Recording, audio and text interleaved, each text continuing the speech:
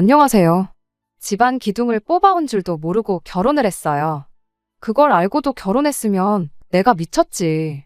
내 잘못을 누굴 탓하겠느냐 하고 말 텐데 그게 아니니 그냥 속이 뒤집어질 따름입니다. 아들 돈만 탐내면 그만인걸. 이젠 대놓고 내 돈까지 당연하게 자기 돈이라 생각하는 시짜들 때문에 결혼 3년 만에 이혼을 결심하게 되었어요. 시짜들 잘못도 크지만 중간에서 가족들 편밖에 안 드는 남편이 가장 문제였겠지요. 남편과는 연애 결혼을 했습니다. 서로의 지인들을 통해 처음 만나게 되어 인연을 키워오다 결혼까지 하게 되었어요. 남편은 이름 있는 회사는 아니지만 업계에서 평판도 좋고 벌이도 나쁘지 않은 안정적인 직장을 다니고 있었고, 저도 남편하고 비교했을 때 크게 뒤지지 않는 비슷한 정도의 회사를 다니고 있었습니다. 연애하면서 별다른 문제도 없었다 보니 그렇게 2년 반 연애하다가 처음 결혼 이야기가 나오게 되었어요. 그때까지만 해도 남편이 집안 대들보 노릇을 하고 있었다는 느낌을 받았던 적이 한 번도 없었습니다. 나이나 직장 생활 경력을 두고 봤을 때도 모아놓은 돈이 결코 적은 편이 아니었거든요. 씀씀이가 큰 편은 아니었지만 자기 쓸 돈까지 아껴가며 가족들한테 퍼주고 있었을 거라고는 당연히 상상도 못했죠. 그런 것도 모르고 그렇게 행복할 미래만 그리며 덜컥 결혼 생활을 시작하게 되었네요. 결혼은 다들 그렇게 하듯 반반 결혼을 했어요. 원래는 대출받는 것까지 생각해서 서울의 4억대 아파트를 들어가려고 했는데 결혼 직전 남편 때문에 계획을 수정해야 했습니다. 잡혀있던 결혼식을 2달 앞둔 시점의 일이었어요. 남편이 난데없이 멀쩡히 잘 다니고 있던 회사를 그만두겠다는 말을 꺼내왔거든요. 결혼 앞두고 그게 무슨 소리인지 싶어 놀랐지만 나름의 이유나 다른 계획이 있을 수도 있겠다 싶어 왜인지부터 물어봤습니다. 이유가 뭔가 했더니 대우가 너무 안 좋다는 이야기를 꺼내대요. 자기가 아무 계획도 없이 그만두는 건 아니라고 걱정 말라는 소리를 하는데, 계획보다도 남편 정도 월급이면 남들과 비교해서 못 받는 편은 아니라 생각했기에 자세히 설명해 보라고 했죠. 그러자 남편이 일은 일대로 직원들만 뼈 빠지게 하고 있는데 돈은 사장 혼자만 벌어가는 걸 보니 견딜 수가 없다고, 자기 말고도 다른 직원들 불만이 아주 하늘을 찌르는 상황이라고 하더라고요. 불합리한 건 알겠지만 사실 그게 어쩔 수 없는 구조지 않겠냐 하는 생각이었는데, 얼마 전에 남편을 포함한 실무자들이 출근도 안 하는 사장 자식들의 친인척들한테까지 월급이 나가고 있다는 사실을 알게 되었답니다. 그것도 자기들이 받는 것보다 훨씬 더 높은 연봉을 말이에요. 그렇게 얼굴 한번 본 적도 없는 사람들한테 우리보다 많은 월급 받아가게 하려고 우리가 이렇게 일하는 게 아니라고 남편의 몇몇 직원들이 불만을 품기 시작했고, 뜻이 맞는 사람들끼리 회사를 새로 하나 차리기로 했다는 겁니다. 거래처와의 관계도 사장 때문이 아니라 실무자인 자기들이 꽉 주고 있다며, 새 회사를 차리기만 하면 그 회사 일감 뺏어오는 건 일도 아니라대요. 그렇게 그 회사 일감을 가져오면 얼굴도 모르는 사람들한테 나가는 월급을 자기들이 가져가는 거 아니겠냐고 엄청 자신감에 차서 말이에요. 저는 그래도 당장 벌이가 안 좋은 것도 아닌데 새 회사 차린다고 무조건 큰 돈을 벌 수 있다는 보장도 없지 않냐고. 다들 더러워도 참고 다니는 게 회사 일 아니겠냐, 그렇게 남편을 설득해봤지만 역부족이었어요. 이미 몇 명이 벌써 나가 새 회사를 차린 상황이고 남편은 지금 몸만 가면 되는 거라면서 초반에 빨리 옮겨야 나중에 가서도 창립 멤버 대우를 받는 거 모르겠냐고 저를 닥달했죠. 결혼을 2달 앞두고 이게 무슨 일인가 싶었지만 꼭 자기를 믿어달라는데 제가 무슨 방법이 있었겠나요? 결국 그렇게 남편은 회사를 그만두게 되었습니다. 그래도 약속한 대로 일주일도 안 지나 새 회사로 출근하는 모습을 보니 조금은 안심이 되었어요. 하지만 그렇다고 마음 놓고 있을 수만은 없었습니다. 벌어질 수 있는 최악의 상황을 생각하고 대비를 해야 했지요. 신혼집을 구하는데 대출 비중이 조금 높은 편이었는데 혹시나 남편 벌이가 줄어들 수도 있다고 가정하고 아예 신혼집을 다른 곳으로 알아보기 시작했습니다. 남편은 몸 별 걱정을 다 한다고 나왔지만 막상 첫 달 월급이라고 받아온 게 100만 원이 고작이었어요. 앞으로 회사에 일거리 늘어나고 자금이 돌기 시작하면 문제 없을 거라고 그냥 집은 구하려고 했던 곳으로 그냥 계약하자는데 솔직히 미덥지가 못해서 그냥 처음 살기로 했던 집은 포기하고 모아놓은 돈만 가지고 작은 빌라 하나를 전세로 구했어요.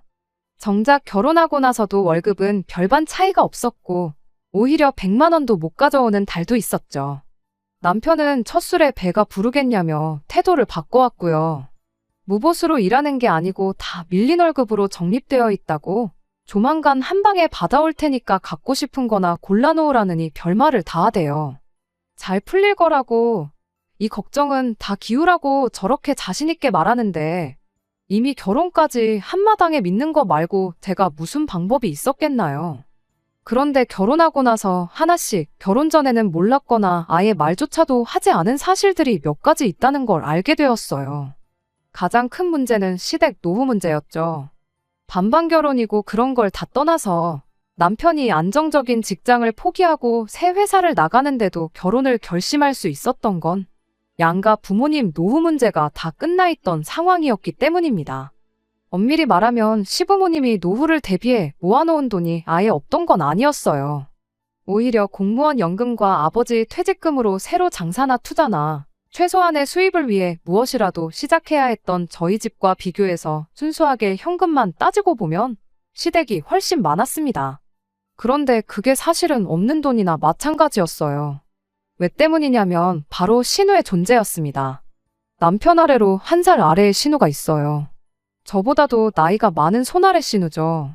서열이나 그런 걸 다 떠나서 신우가 저한테 어른 대접을 받고 싶어 한다면 충분히 그럴 의향도 있었습니다. 다만 문제는 신우가 존중이라고는 눈꼽만치도 해주지 못할 만큼 나이값을 못하는 사람이라는 사실이었어요. 시부모님이 가지고 있던 노후 자금이 알고 보니 신우한테 들어가고 있었다는 걸 결혼하고도 한참이 지나서야 알게 되었습니다. 그때까지도 신우가 정착을 못하고 이것저것 시도만 하고 있었거든요. 이걸 배운다, 저걸 해보겠다 하는 명목으로 이미 시부모님한테 뜯어간 돈이 상당했더라고요. 신우 딴에는 그걸 그냥 가져간 게 아니고 빌려간 거라고 말을 하긴 하는데 당장 무슨 수로 신우가 2억을 만들어서 시부모님한테 갚겠나요?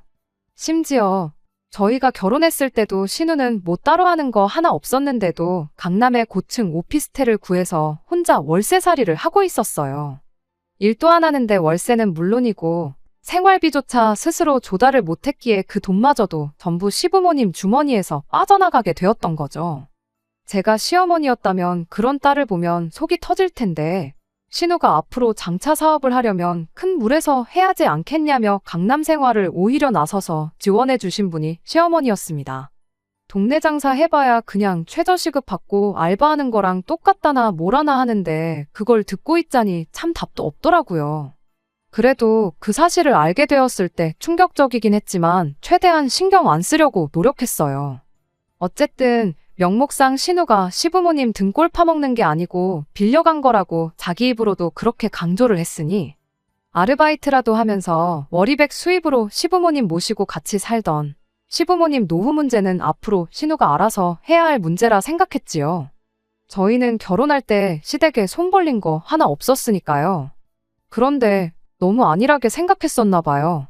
결혼한 지 1년이 딱 넘어가니 시부모님이 합가해서 같이 살자는 말을 꺼내오더라고요. 이유가 뭔가 하니 신우 창업자금을 대줘야 한다는 거예요. 그런데 가지고 있던 돈 대부분을 이미 신우가 죄다 받아갔고 남은 돈만 가지고는 돈이 모자라니 살고 있는 집을 팔아서라도 그걸 해주겠다는 이야기였죠.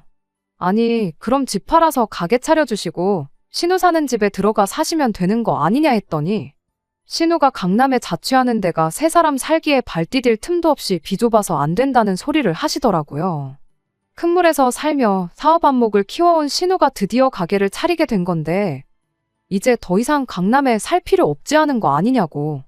모르긴 몰라도 강남에 월세 내고 살 돈이면 조금만 외곽으로 들어가도 방 2개짜리 빌라는 구하실 거다 그렇게 말을 해도 도무지 듣지 않으시대요. 그래서 시부모님을 일단 저희 집으로 모시고 갔죠.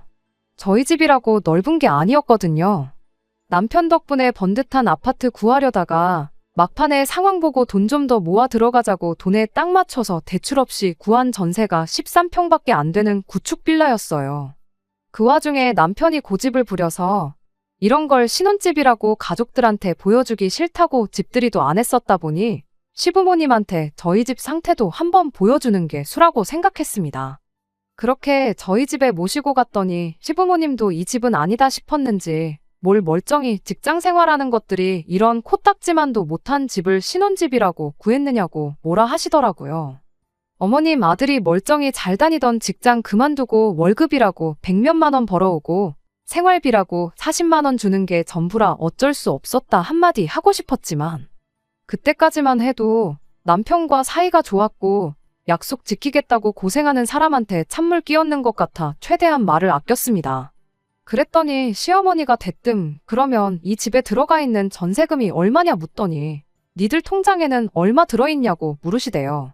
그런 건 왜 궁금하시냐고 따져묻기도 전에 옆에 있던 남편이 전세로 얼마 들어가 있고 결혼할 때 돈이 얼마나 남았고 그 후로 한 2천은 모으지 않았겠냐 하고 대답을 하는 겁니다.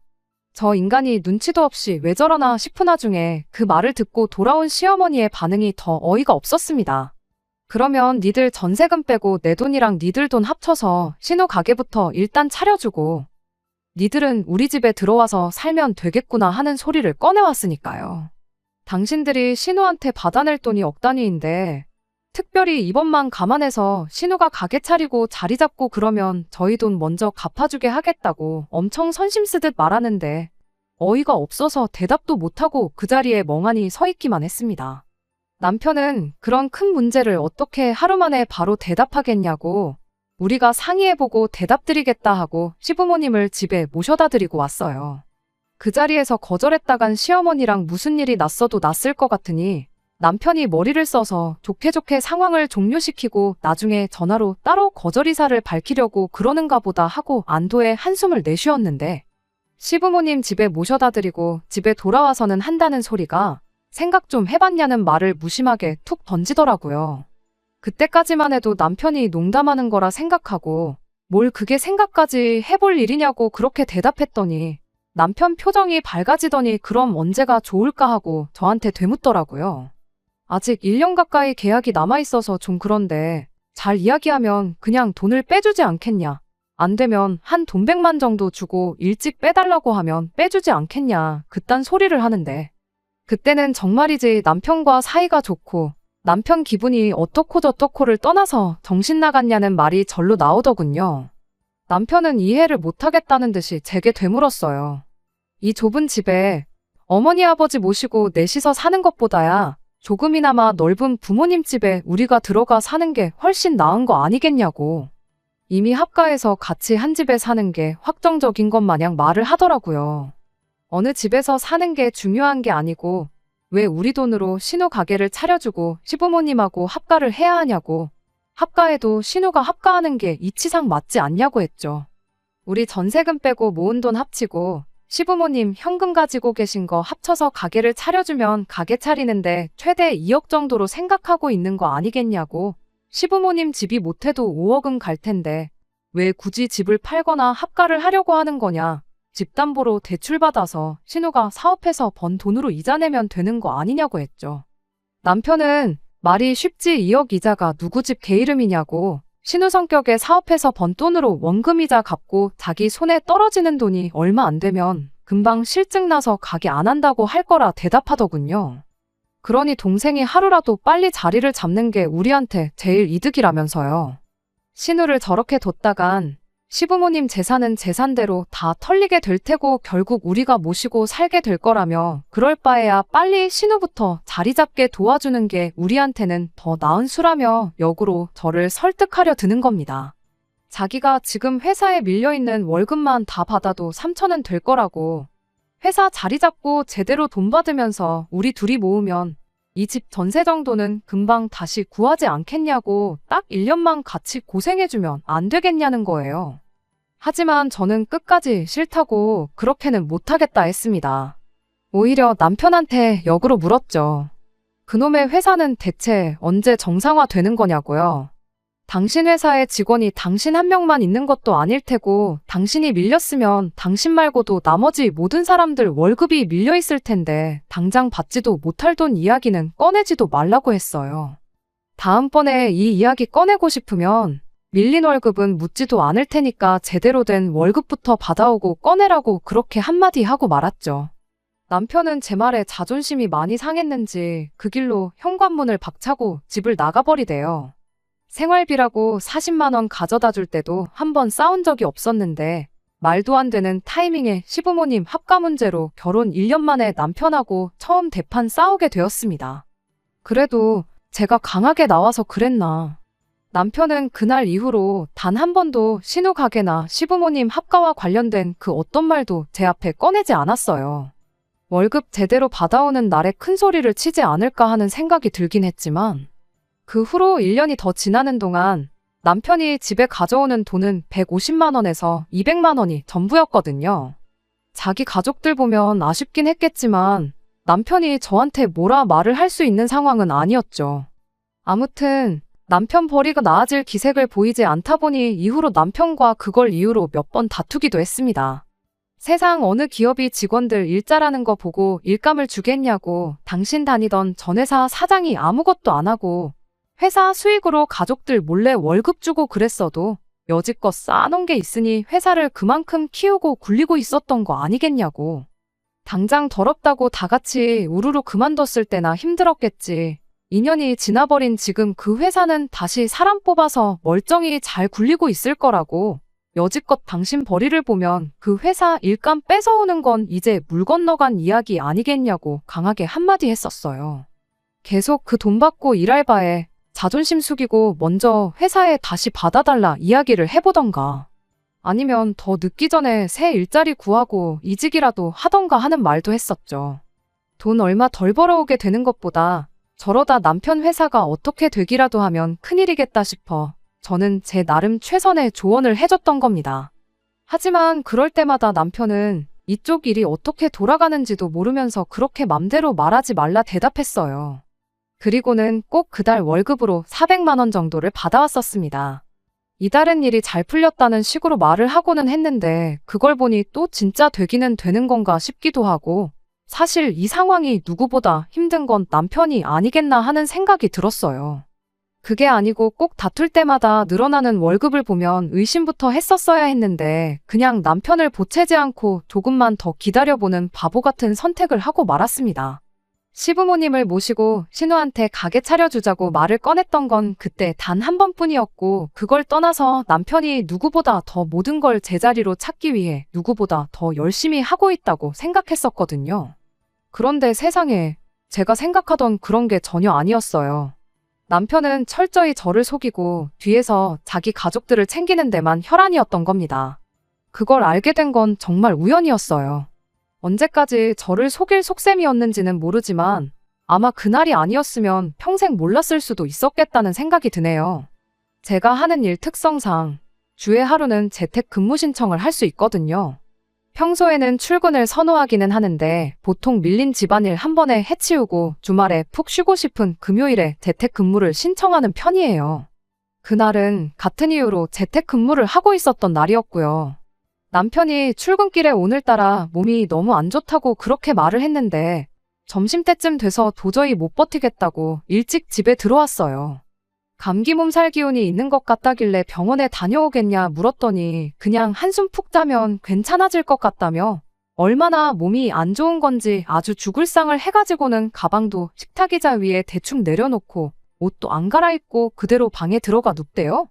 어차피 다음날이 주말이기도 하고 옷이야 구겨지든 말든 지가 자다가 불편하면 알아서 갈아입겠지 생각하고 그냥 자게 뒀지요.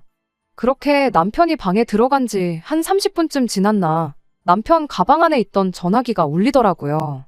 얼마나 피곤한 건지 벨소리도 못 듣고 자고 있길래 제가 대신 가서 핸드폰을 꺼냈더니 회사에서 걸려온 전화였어요.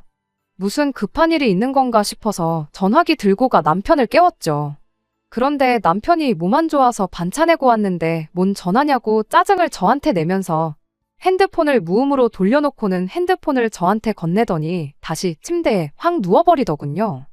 왜 그 짜증을 나한테 내나 싶었지만 몸이 안 좋다더니 평소보다 예민한 거구나 싶어 그냥 넘어갔습니다.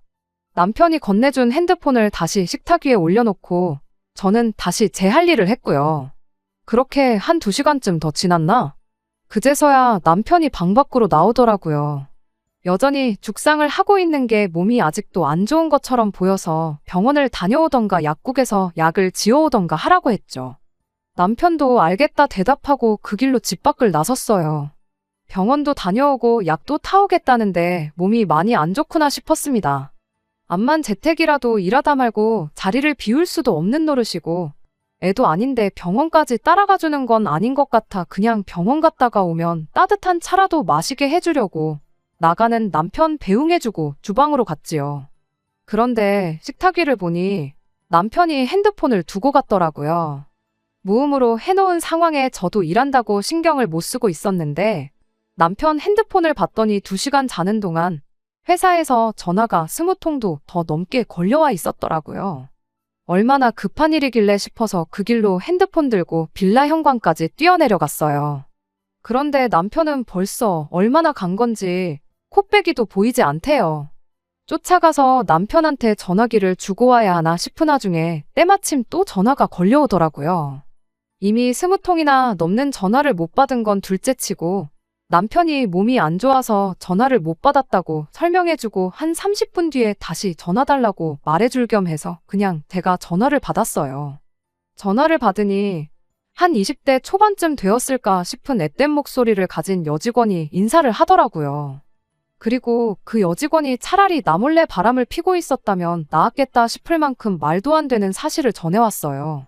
급한 건 아니고 과장님 이달 월급은 한 통장에 합쳐야 되는지 아니면 매번 하던 대로 2개 통장에 나눠서 보내야 하는지 물어보려고 전화를 했던 거라고요. 몸이 그렇게 안 좋으시면 회사로 다시 전화 주실 필요는 없고 톡으로 대답만 해줘도 된다고 전해주세요. 하고 예의 있게 말하고 전화를 끊으려고 하는데 잠깐 그 여직원이 했던 말에 넋을 놓고 있다가 다급하게 잠깐 전화 끊지 말아보라고 하고 다시 좀 말해달라고 월급을 2개 통장에 나눈다는 게 그게 무슨 소리냐고 물었지요. 그러니까 그 여직원이 대답하길 과장님이 어쩌다 한 번씩 월급을 한 통장으로 몰아서 받을 때가 있는데 이달은 따로 말을 안 해주셔서 확인차 전화한 거라고 말하고 또 예의 있게 인사 한마디 하더니 전화를 끊더라고요. 정말 그때는 핸드폰을 들고 있는 채로 빌라 현관에 한참을 서 있었어요. 도무지 이게 무슨 일인지 이해가 가질 않더라니까요. 그래도 이내 빨리 제정신을 차리고 이게 어떻게 돌아가는 상황인지 알아내야겠다는 생각밖에 들지 않았습니다. 집에 돌아와서 놀란 마음 다스리고 있으니 얼마 안 지나서 남편이 집에 돌아왔어요. 오자마자 핸드폰을 찾아대게 하면 안 될 것 같아서 괜찮냐고 있는 걱정 없는 걱정 다 해주면서 정신을 쏙 빼놓은 다음 아플 때는 약 먹고 푹 자는 게 최고라고 그 길로 밥을 챙겨줬죠. 남편이 밥 먹는 동안도 묻고 싶은 말이 수만 가지였지만 잡아떼면 그만인 거 아니겠나 싶어서 그냥 핸드폰은 신경도 못 쓰게 또 있는 걱정 없는 걱정 세상에 이런 현모양처가 둘도 없겠다 싶을 만큼 남편을 챙겨줬죠. 아픈데 죽도 안 끓여주고 밥이 뭐냐고 툴툴대면서 농담이나 하고 자빠진 남편을 보고 있자니 끓어오르는 화를 어떻게 참아내야 싶더라고요. 남편이 마지막 숟가락을 뜨는 순간 그 길로 손수 약봉투도 뜯어서 입에 넣어줬어요. 아니나 다를까 남편이 배도 부르고 약도 먹었으니 한숨 더 자야겠다고 아무 의심도 없이 방으로 들어가더라고요.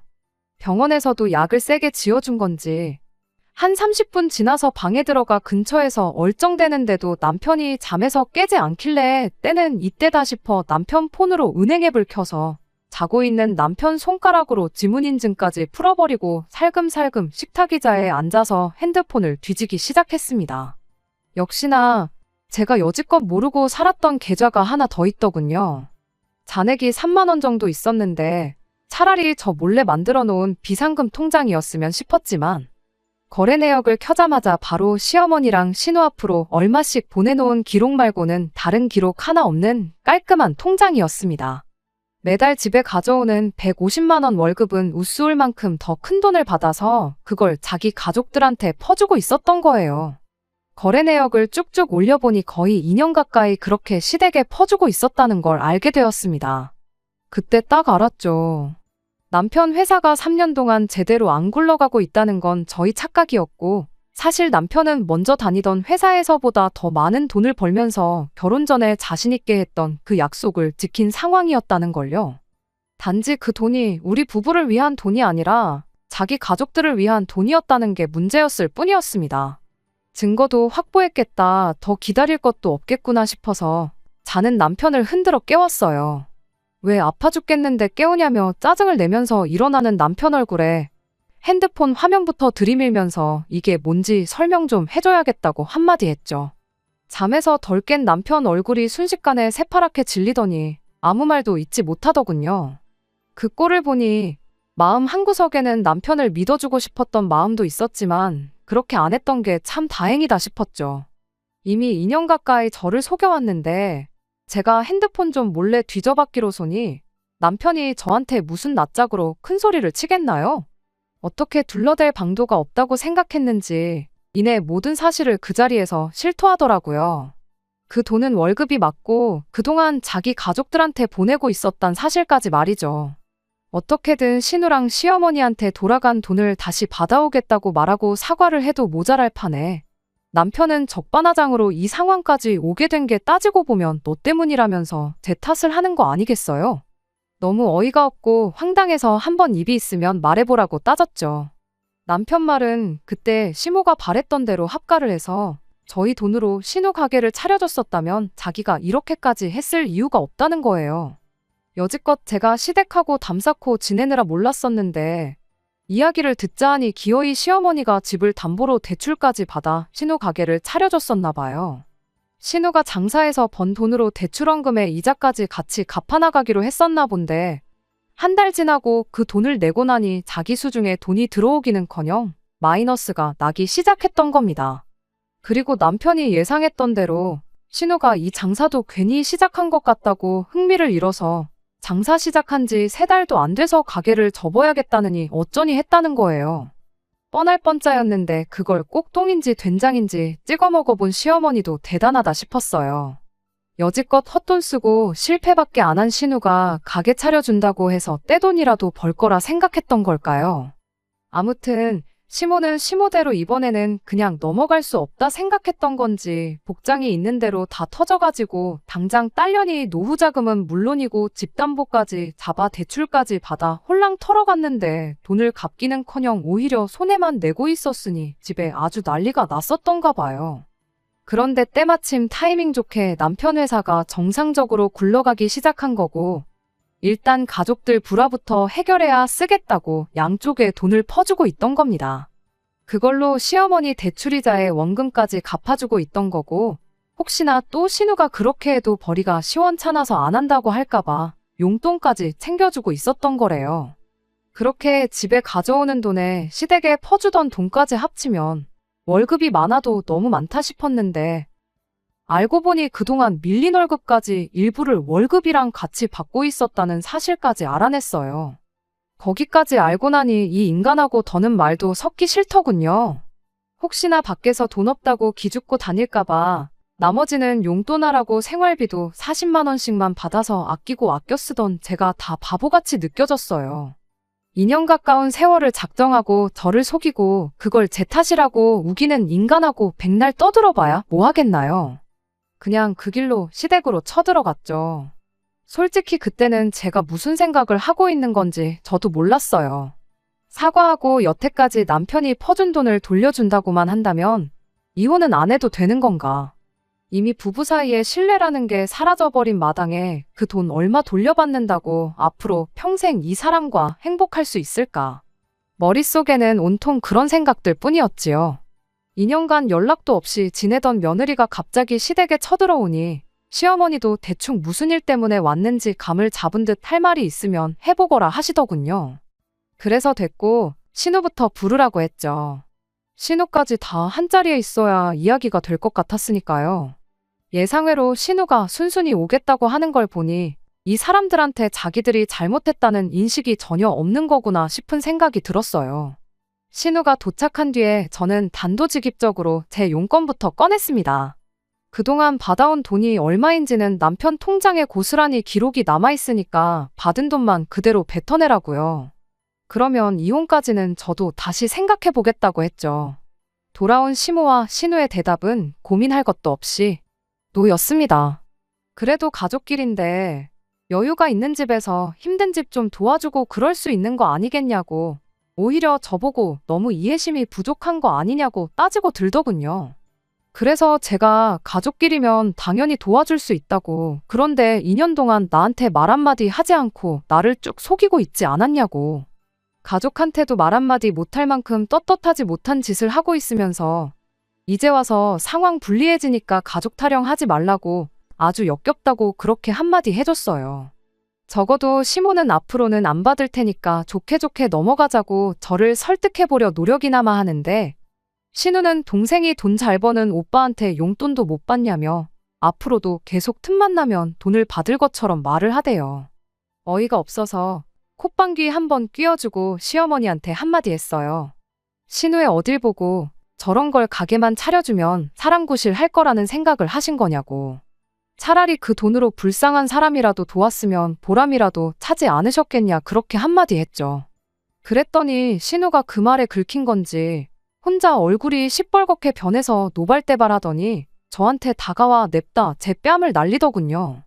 나이도 어린 게 그래도 오빠랑 결혼했다고 형님 대접을 해줬더니 사람이 우습게 보이냐며 어디 오늘 한번 너 죽고 나 죽자고 성질을 부리는데, 돈도 돈이지만 뺨까지 맞은 상황에 저도 더는 보이는 게 없어서 그 길로 신우 머리채를 붙들어 버렸어요. 막상 귀싸대기까지 먼저 날려놓고 저한테 머리채를 붙들리니 어떻게든 빠져나가 보겠다고 허리를 숙이고는 꼼짝도 못한 채 이것 좀 놓으라고 소리만 고래고래 지르고 있더라고요. 시어머니도 가세해서 이거 놓으라고 제 등짝을 때리기 시작했고, 남편하고 시아버지가 나서서 저를 뜯어내려고 했지만 어디 머리채에 움켜쥔 손이 쉽게 풀리겠나요. 한참 동안에 씨름 끝에 저를 떼어내긴 했는데 그러고 나서 보니까 움켜쥔 제 손에 신우 머리카락이 한 움큼 있대요. 신우가 저를 고소하겠다고 난리를 떨길래 어디 해볼 테면 해보라 말하고 아들도 돌려줄 테니 아들 돈으로 빚을 갚든 신우를 먹여 살리든 좋을 대로 하라고 한마디 해주고 시댁에서 뛰쳐나왔습니다. 그렇게 3년 결혼 생활에 종지부를 찍게 되었어요. 신우가 큰 소리 떵떵 친 대로 머리카락 몇 개 뽑힌 걸 가지고 저를 폭행죄로 고소를 해왔습니다.